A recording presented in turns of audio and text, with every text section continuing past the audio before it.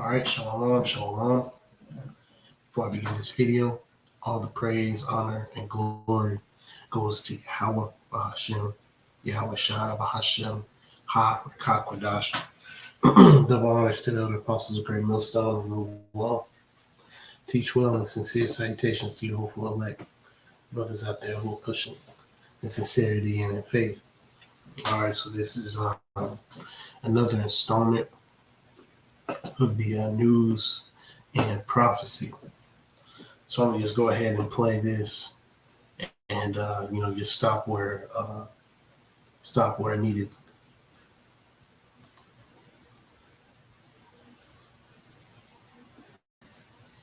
Proud to Queen Elizabeth, the Queen's children, King Charles and his three siblings, leading the solemn procession as crowds lining the streets of Scotland's capital. The moving service, the 500-year-old crown of Scotland, placed on the Queen's casket. Thousands lining up for hours to pay tribute as the Queen lies in rest for 24 hours before her final journey to London.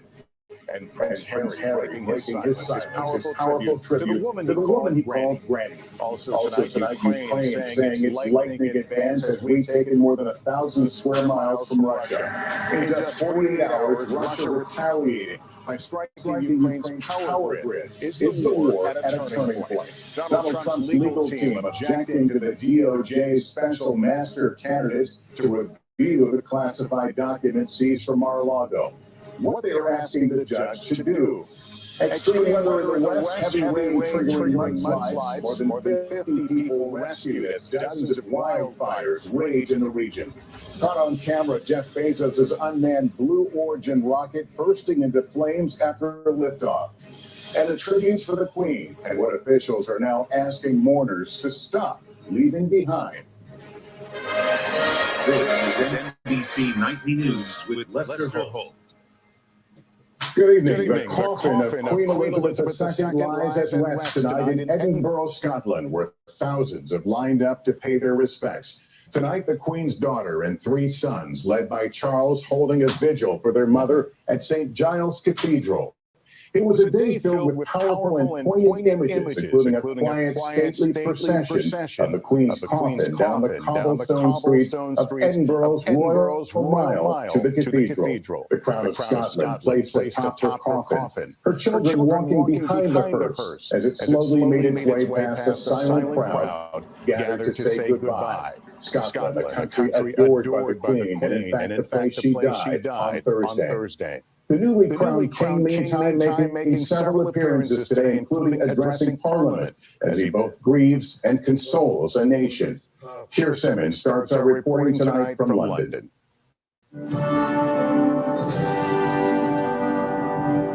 It was a powerful tribute to Queen's daughter and sons, including King Charles, walking slowly behind her cortege. Thousands lining Edinburgh's famous Royal Mile. Crowd so quiet, you could hear the hooves of the horses on the cobbled streets of Scotland's capital. Queen Elizabeth loved this country, the silence speaking volumes about their respect for her. I can't find my words. I'm so sorry. The Queen helped plan every detail of today's service and the many days of remembrance ahead. From the pageantry, like the precise military choreography, carrying her coffin inside the 12th century cathedral, to the intensely personal in church, the Queen's children looking on as the nearly 500-year-old Scottish crown is laid on her oak casket, taking its place alongside a wreath of flowers, including some of her favourites picked from her Balmoral garden, all on top of Scotland's royal standard. The tangible connections to my darling late mother we see all around us. Earlier, King Charles, speaking to the British Parliament, She set an example of selfless duty, which, with God's help and your counsels, I am resolved faithfully to follow.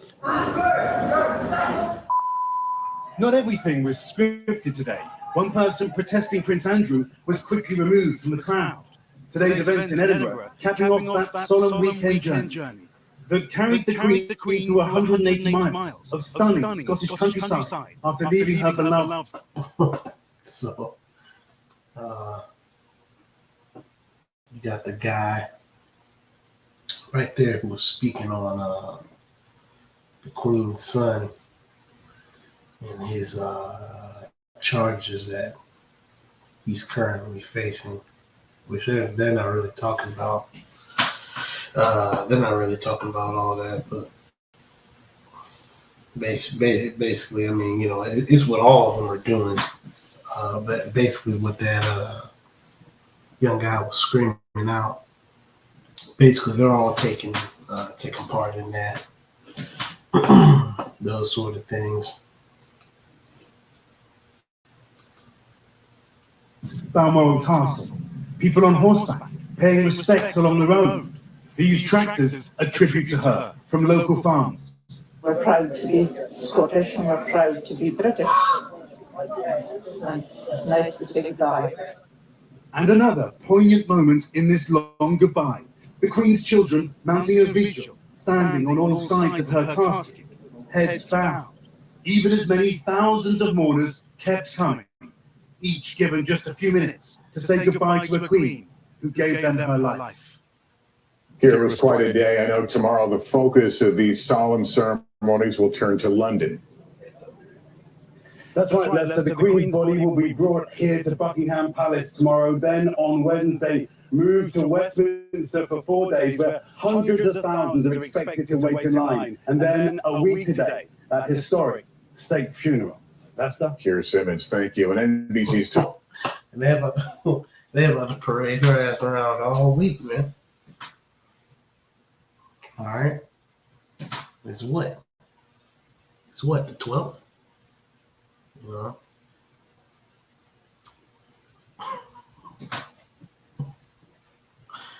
Yeah, oh man. And this is an example of the Stockholm syndrome that the people have, because you can obviously see. Let me look that up. I'm gonna look up all the places that this quote unquote royal family rules over.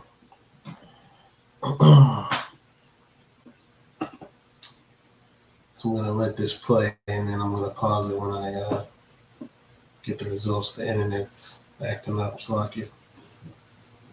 Tom Yamas has been on the ground for us in Edinburgh the last few days. And Tom, you walked the Royal Mile today. Lester, that's right. The scene down there was remarkable because of the size of the crowd. It was double, if not triple, what we experienced when the Queen's hearse first pulled into Edinburgh on Sunday. But tonight, that solemn procession uphill through the medieval street with the King and the Queen's children marching along through a sea of people, so many. Onlookers were pouring over staircases on some corners.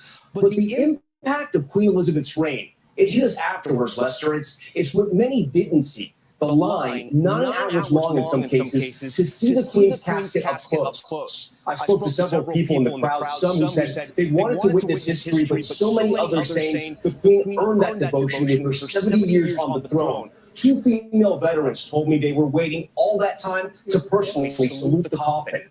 And tonight, Lester, this is a live image of the ceiling outside St. Giles Cathedral. The sun has gone down. It is chilly here. It is very late. People are tired, and yet they still wait to say goodbye. If you have any doubt of how the Queen touched people, look at that right there.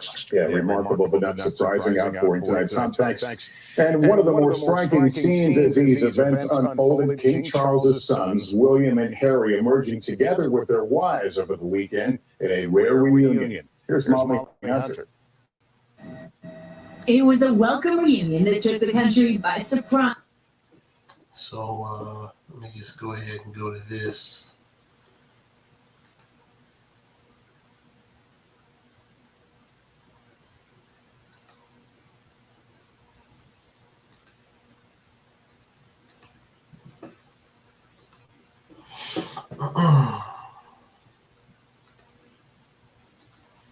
So this is the official website here.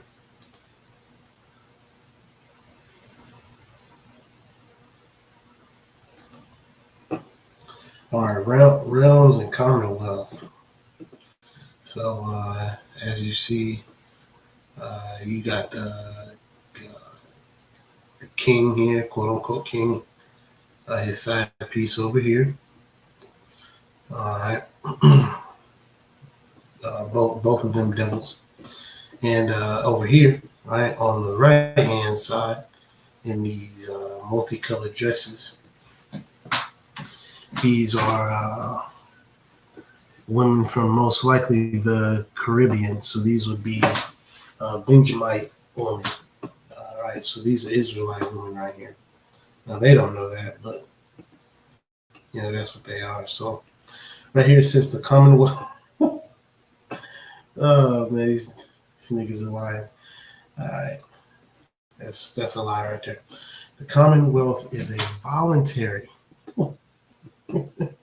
association of 56 countries which work together towards shared goals in democracy and development.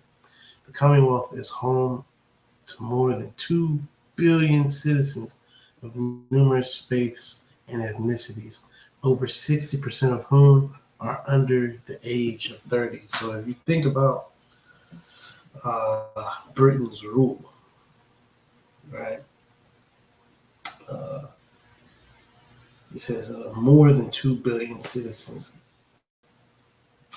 So if we got what, 7 billion people on the planet, 8 billion, I'm not too sure. That's like a fourth. All right, so a fourth of the people that are here on the earth are part of this Commonwealth. So it says Commonwealth member countries span multiple continents and oceans, from Africa, 21 countries, to Asia, 8 countries, and the Americas and the Caribbean, 13 countries, Europe, 3 countries, and the South Pacific. So when it talks about Asia, I believe that India is a part of that.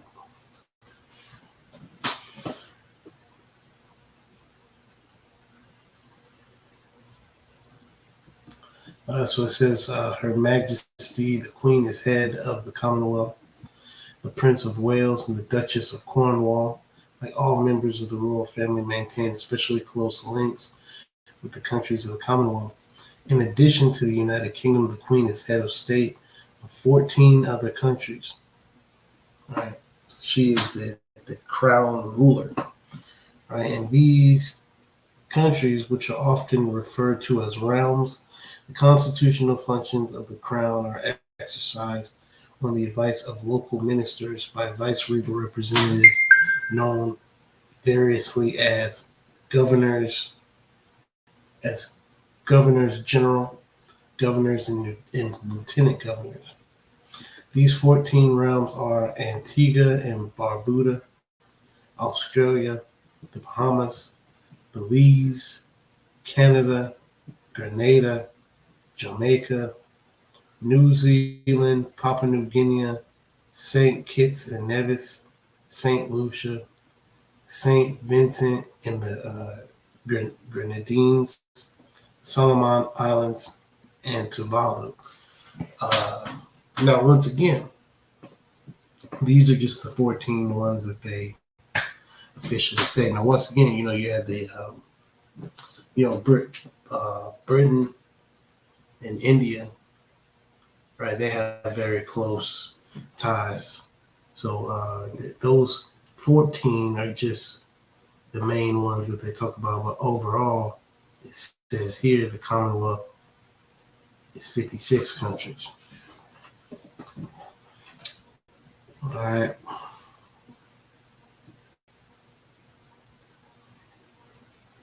So it says here, well, let me just read it. The Prince of Wales has been a proud supporter of the Commonwealth for more than 4 decades. It helps to maintain the royal family's strong connection to member countries through official visits, military links, charitable activities. At the 2018 Commonwealth Heads of Government meeting in London, Commonwealth leaders confirmed the Prince of Wales as future head of Commonwealth. His Royal Highness has visited 45 of the 56 Commonwealth countries to date, many of them on several occasions. Her Royal Highness, the Duchess of Cornwall, has accompanied the Prince on the majority of Commonwealth visits since their marriage in 2005. For over 40 years, the Prince of Wales has sought to identify and address areas of charitable need. Many of the prominent issues the Prince's charitable endeavors have focused upon, including the environment, youth opportunity, and enterprise, are of immediate relevance to the Commonwealth. That's bullshit. Because first off, is destroying the environment over there. He's destroying the youth and he's destroying the enterprise. Okay.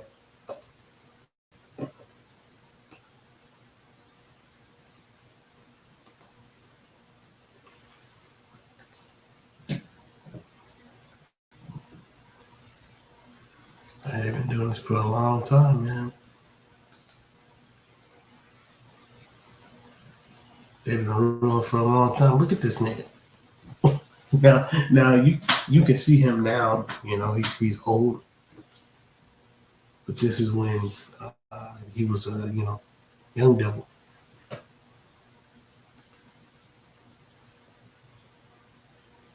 You know,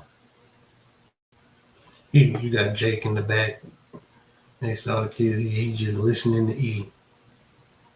You know, he's ruling. You know, he's ruling over you. Look at this nigga. He in what is this? This is probably India. You know, he's got flowers all over him. They're smiling. You know, this guy, okay, he rules the earth, man. Look at this. Look at how they're looking at him. They look at him like he's God, man.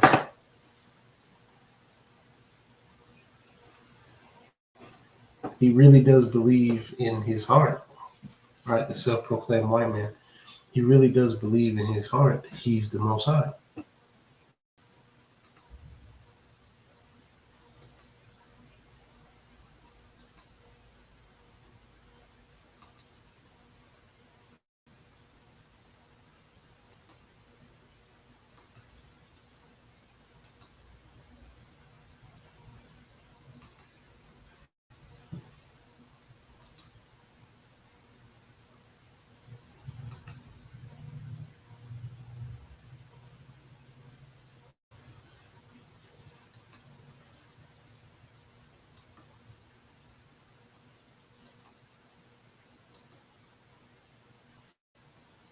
These niggas everywhere, man.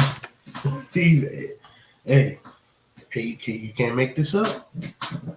You cannot make this up, man.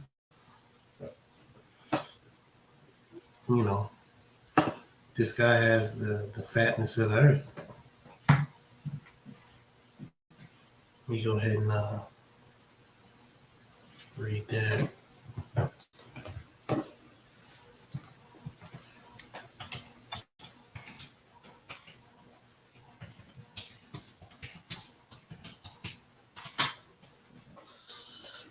All right.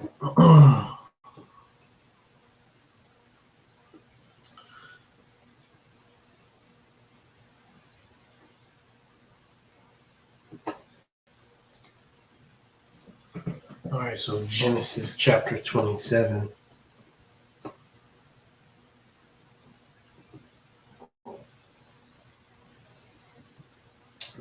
Genesis chapter 27, verse 37. And Isaac answered and said unto Esau, Behold, I have made him thy Lord, and all his brethren have I given to him for servants, and with corn and wine have I sustained him. And what shall I do now unto thee, my son? And Esau said unto his father, Hast thou but one blessing, my father? Bless me, even me also, O my father. And Esau lifted up his voice and wept. Verse 39, it says, And Isaac his father answered and said unto him, Behold, thy dwelling shall be the fatness of the earth, and of the dew of the heaven from above. And by thy sword shalt thou live, and shalt serve thy brother. And it shall come to pass, when thou shalt have the dominion, that thou shalt break his yoke from off thy neck.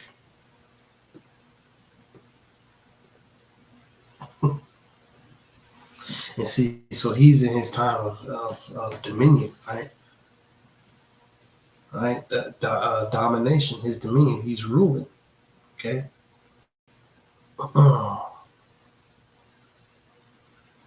And you can see, shit, his time is almost up. He almost out of here, man.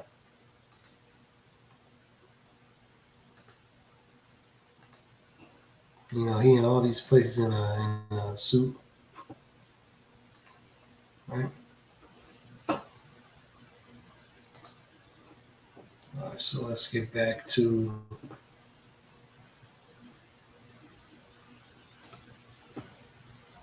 the rest of the news.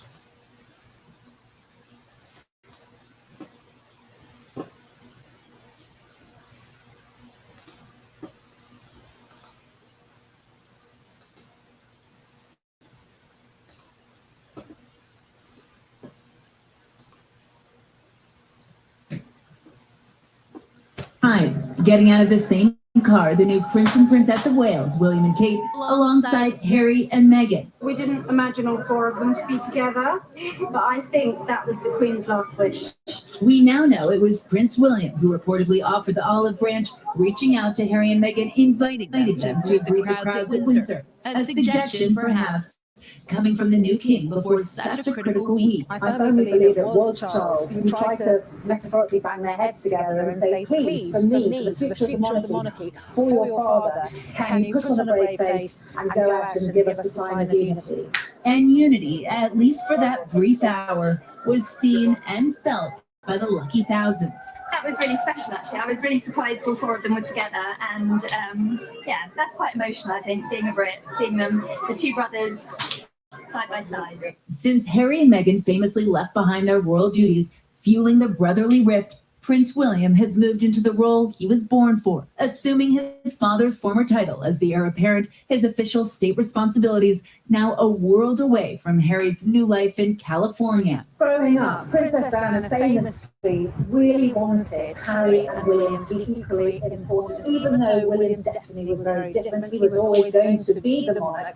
She didn't want Harry to feel less important, less significant. In a new tribute to Granny, Harry says he's forever grateful for my earliest childhood memories, to meeting you for the first time as my commander-in-chief. But the brothers strike different notes. While Harry pledges to honor his father's new role, William says he'll be supporting my father the king in every way I can as the next in line. And now it's William and Kate, the new Princess of Wales, Princess Diana's former title, who are the most popular members of the royal family, stepping into the spotlight, shouldering the responsibility of modernizing this monarchy. Now, looking ahead, there are a number of opportunities where we might see the two brothers together again. What's clear, though, is they don't want to distract from the critical week ahead for the royal family. Lester? Molly, thank you. The Queen is being mourned well beyond Great Britain. She was also the official head of state in 14 other nations, including some that carry memories of a painful past. Kerry Sanders reports tonight from Jamaica. In former British colonies around the world, flags at half-staff, including in India, once part of the sprawling British Empire. I remember her in such a way that she's dressed like our mother's figure. The Queen often visited Britain's colonies and former colonies. Today, there are 14 Commonwealth realms where the King is still recognized as head of state, including here in Jamaica. Are you mourning the Queen's death? No. Because her passing is regrettable. But she's not that close to us. For us to be more unique. Jamaica historian Cliff Hughes says this country's beautiful shores hold an ugly past: slavery. The enslaved forced to the West Indies by the Royal African Company. They harvested sugar, known as green gold. It built England, it built the streets, it built the big businesses. That's the value of sugar. Yes. The new king, Charles III, now inherits that legacy. When slavery was finally abolished, those who were the enslavers were paid 20 million pounds, which was 40% of Britain's annual budget. And how much were the slaves themselves who are now free given? Not 1 cent. Which is why reparations remain a hot topic. When the now Prince and Princess of Wales visited Jamaica. Damn, man. Tough break. Tough break. See, you that's like stealing, it's like stealing somebody's car and you not even, you know what I mean? They don't even get a cent. You know what I mean? That's like stealing somebody's house. Yeah, they don't even get a doorknob or something. Or stealing the clothes off somebody's back and they don't even get a piece of lint, man. So you can see the contrast. You can see that in order for them to walk around in these suits, right, the quote unquote royal family, in order for them to do all these things, what had to happen, and what has to happen, the enslavement of the children of Israel. All right. In March, there were protests and demands for an official apology. Some now hope that comes from the new king. Under the court system here, which mirrors England, if there were an official apology, that could well open the door to reparations. Lester? All right, Kerry Sanders out of Jamaica, thank you. We'll turn now to another major story, the lightning advance by Ukraine's military, reclaiming more ground against Russian forces in the northeast as Russia retaliates by striking Ukraine's power grid. Megan Fitzgerald is in Kyiv. In a fast and furious reaction, Russia launched missiles in Ukraine's east, striking critical infrastructure, plunging millions into the dark. The strike seen as retaliation as Ukraine sweeps through the Russian front line in a shocking advance. Ukraine now claims in the last 12 days they've taken back 2,300 square miles of Russian-held territory in the northeastern Kharkiv region. Ukraine putting out this video, an incredible scene as the Ukrainian flag is raised in a village east of Kharkiv. As many residents overcome with emotion, thanking the Ukrainian soldiers for liberating them. Ukraine releasing images showing Russian artillery and tanks left behind, as they say Russian soldiers were forced to withdraw. Ukraine's President Zelensky thanking his troops, saying the world is impressed and the enemy is panicking.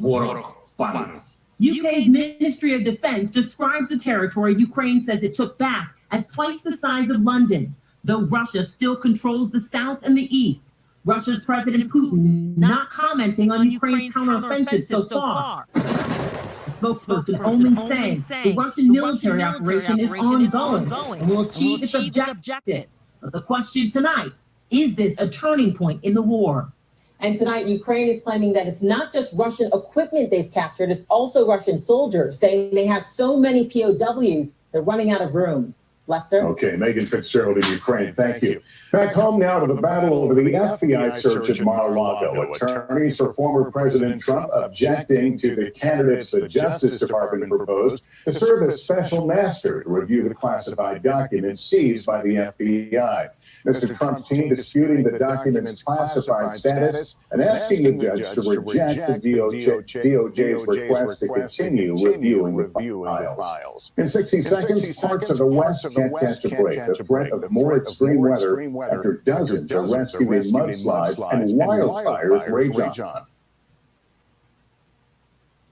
Back now with the extreme weather in the west, flood watches in effect after mudslides forced dozens of rescues on the heels of record heat. Here's Miguel Almaguer.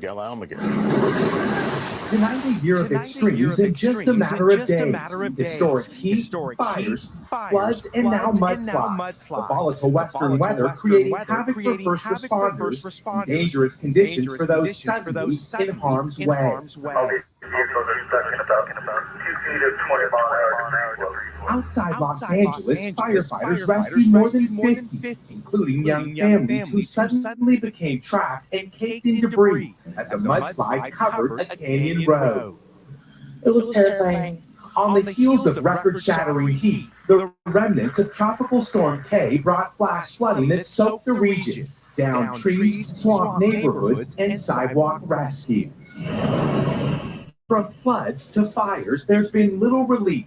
Across the West, more than 90 large wildfires are burning in a region mired in drought. Some 800,000 acres scorched from active fires as crews battle to gain the upper hand. The flames were 300 feet in the air, the trees were exploding. With entire communities under evacuations in recent days, 4 have been killed trying to escape the flames. And now after this crash, 3 firefighting personnel nearly lost their lives also trying to battle them. Tonight, the West can't catch a break from a sudden season of extremes. Miguel Almaguer, NBC News. A spectacular rocket failure today for Blue Origin, a company owned by Jeff Bezos. It happened about a minute into the launch. Flames seen shooting out of the rocket. Luckily, there were no people on board. The capsule was able to separate and parachute to Earth. This is the same type of rocket that sends paying customers to the edge of space, though the capsule is different. Up next tonight, after Roe, abortion is rewriting November ballots. Ahead, one swing state's looming battle in our series, Power of the Vote. We're back now with our series, Power of the Vote. With less than 2 months until Election Day, in Michigan, voters will decide if abortion rights should be protected by the state constitution. Here's Michelle Sindor. Lifelong Republican Jessica Leach was devastated when the Supreme Court overturned Roe v. Wade. I cried for weeks. I cried for my daughter. I always considered myself pro-life. Now she changed her mind and her party. Jessica got pregnant at 19 and visited an abortion clinic to weigh her options. She decided to have her son, who's now 17, and says being able to make that choice is something every woman deserves. What do you say to people who think your story is an example of why abortion shouldn't be an option? I would tell those people that until recently, it was always a hypothetical. I would beg them to understand that having these options paved the way for me to be a good mother. In Michigan, residents will vote on a ballot referendum in November that would enshrine abortion rights into the state constitution. You're a doctor. Incumbent Democratic Governor Gretchen Whitmer is also up for re-election. What is at stake in this election and in the ballot referendum? Well, abortion and the right to be a full American citizen with agency of your body is on this ballot. Her views are also shaped by her experiences. In college, in the days after I was raped, it dawned on me, oh my God, I might be pregnant. And the only thing that gave me a little bit of relief is knowing that I could make a decision that was right for me if that had happened. Her opponent, Republican Drew Dixon, supports banning abortion with no exception for rape or incest. I wonder if you could just talk a bit more about your own views and talk to people who are worried about your views being too extreme. I have shared my own pro-life story. I lost a baby at 18 weeks. When I lost the baby, the doctor said this baby probably died in the womb at 16 weeks. I held a beautiful baby girl. Dixon also does not believe abortion is a tough issue for voters. They're concerned with how to get her kids back on track after they were kept out of school. And if you look at our crime rates in the past couple of years, it's just continued to rise. And why our businesses are being crushed by big government. Both supporters and opponents of the referendum are mobilizing, like anti-abortion rights activist Kristen Polo, now working overtime after voters in Kansas recently voted to keep abortion protections in its state constitution. I'm very concerned Frankly, the policies that are being put forth in this abortion amendment here in Michigan are some of the most extremist policies we've seen in the entire country. Meantime, Jessica Hope shared her story, helps keep abortion legal in Michigan. Her son Cameron sent her a text on the day of our interview. Your life experiences, our relationship after you decided to keep me and change your life around me, and now your perspective of life is what the world needs most. Yamisha Sendor, NBC News, Michigan.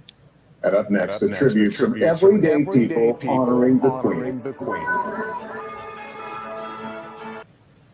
Finally, beyond the formal tributes, the tokens people have left to honor the Queen. Small gestures adding up to a powerful message. Here's Kelly Kobiea. The ordinary, the extraordinary, messages and memories. Many shedding a tear for the Queen, leaving a token, a small way just to say thank you for a life of service. She means a lot to all the people here, and she's done so much for everyone. So we kind of need to honor her. And a way to say goodbye. Drawings, cards, notes.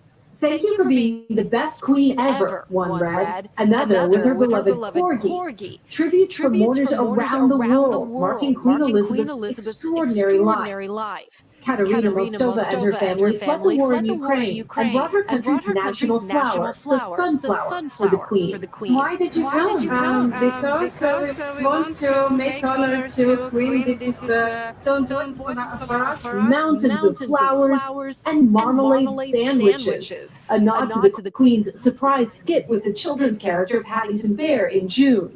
Now so many sandwiches and stuffed bears, they're begging the public just to bring flowers. Members of the royal family are deeply touched.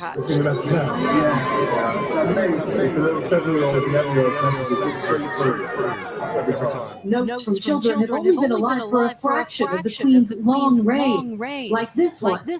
Thank you for showing the world how strong a woman can be. Kelly Kobiea, NBC News, Edinburgh, Scotland. Messages from the heart. That's nightly news for this Monday. Thank you for watching, everyone. I'm Lester.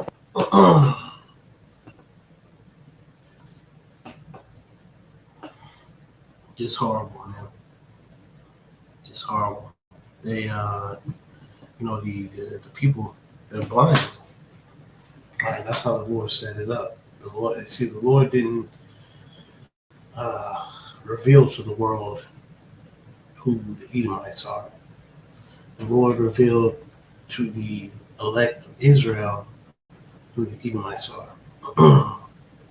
So I want to end with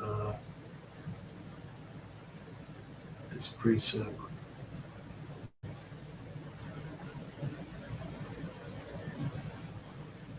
So this is Mark chapter 4, verse 11. It says, and he said unto them, unto you it is given to know the mystery of the kingdom of Yahweh Ba'ashem Yahweh Shai, but unto them that are without, all these things are done in parables. So only the elect is going to understand the parables. Only the elect is going to understand, the prophecies, man. That's why we had to, hope and pray to be of the elect of the children of Israel. That the Heavenly Father, through His Son, comes back and saves us, man. So with that, all right, Lord's word is edifying. Call halal, call halayim la, Yahweh Ba'ashem, Yahweh Shai Ba'ashem, Ha Rakakwadash. Double honors to the elder apostles of Great Millstone who rule well, all right, and to you sincere, hopeful brothers, man, you hopeful elect brothers. May Habashim Shai watch over you, brothers, man. May Habashim Shai, Hashem Harakakwadash, watch over you and your households, man. All right, to the house of David. All right, the true house of David. Not like these, and there's all types of bug outs coming around. All right, we gotta ignore them. All right, and stick to the script.